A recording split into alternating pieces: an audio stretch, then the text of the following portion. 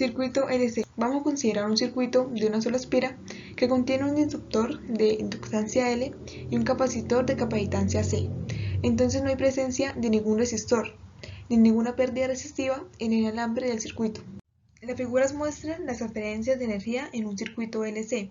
En la figura A, toda la energía se almacena como energía potencial eléctrica en el capacitor en tiempo igual a 0.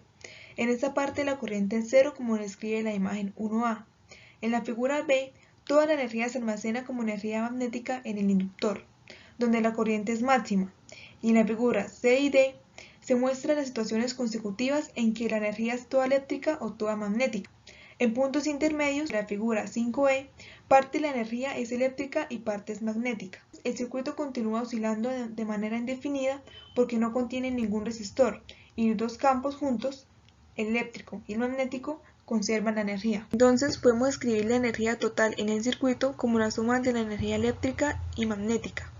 Debido a que hemos supuesto resistencia cero, nada de energía puede perderse como calor. Luego la derivada con respecto al tiempo de la energía es cero. Por definición, la corriente es la derivada con respecto al tiempo de la carga. La derivada con respecto al tiempo de la corriente es la segunda derivada de la carga. Podemos volver a escribir esta ecuación como una ecuación diferencial que tiene la misma forma para el movimiento armónico simple.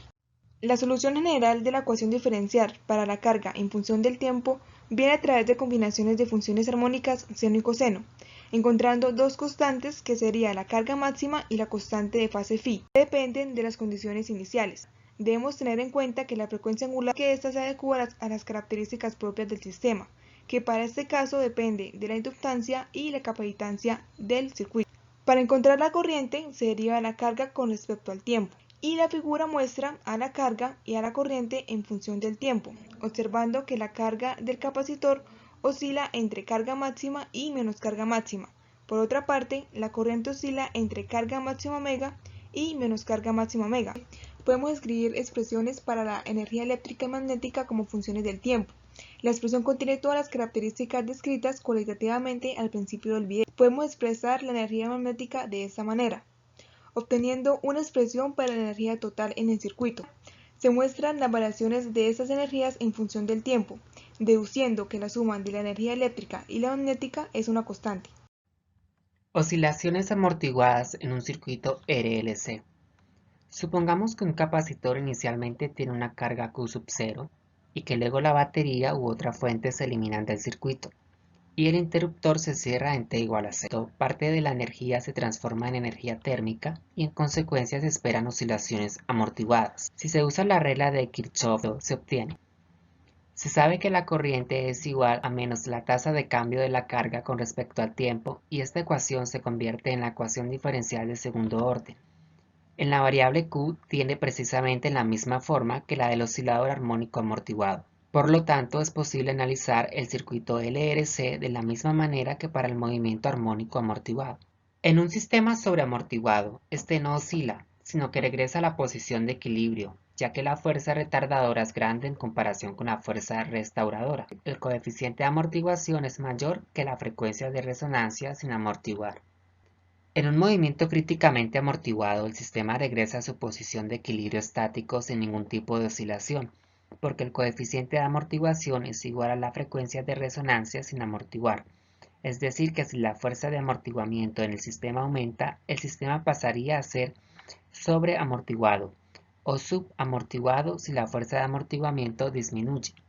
Para el caso del movimiento subamortiguado, la magnitud de la fuerza retardadora es pequeña y el coeficiente de amortiguación es menor que la frecuencia de resonancia sin amortiguar. La gráfica de posición en función del tiempo presenta un pseudoperiodo, porque se pasa de un extremo a otro con amplitud distinta. Es posible analizar el circuito LRC de la misma forma que para el movimiento armónico amortiguado, dependiendo de los valores relativos de L en lugar de M, R en vez de B, y sea la menos 1 en lugar de K.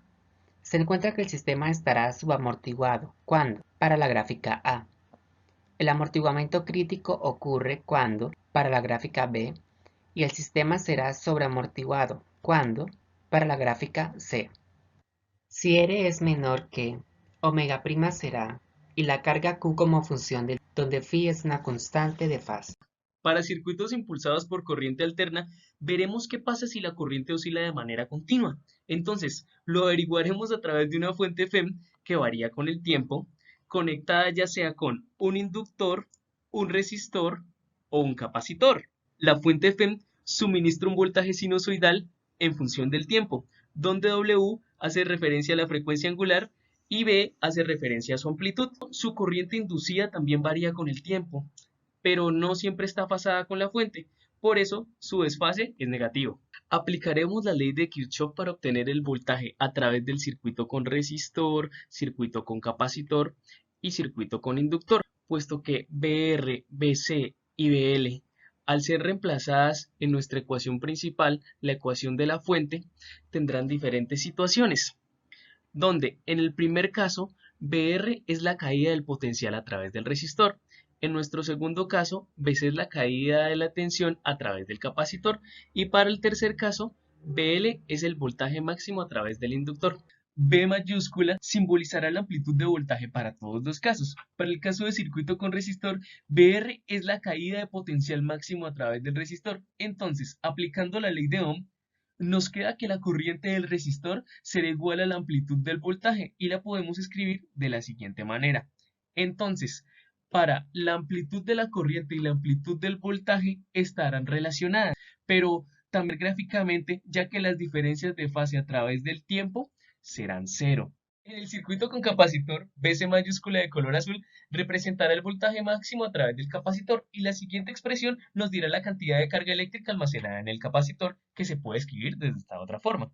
Entonces, lo que nosotros realmente estamos buscando es una expresión para la corriente, no tanto como para la carga. Por eso tomaremos la derivada en función del tiempo de la siguiente expresión. Lo que trataremos de hallar es como una cantidad que se asemeje a la resistencia, la cual será denotada por un X sub C, que se llamará reactancia capacitiva. Para definir la corriente, que se está de acá, diremos que el voltaje máximo a través del capacitor sobre la reactancia capacitiva, pero se puede escribir desde esta otra forma también. Podremos usar esta ecuación sinusoidal para determinar una expresión análoga a la ecuación del circuito del resistor.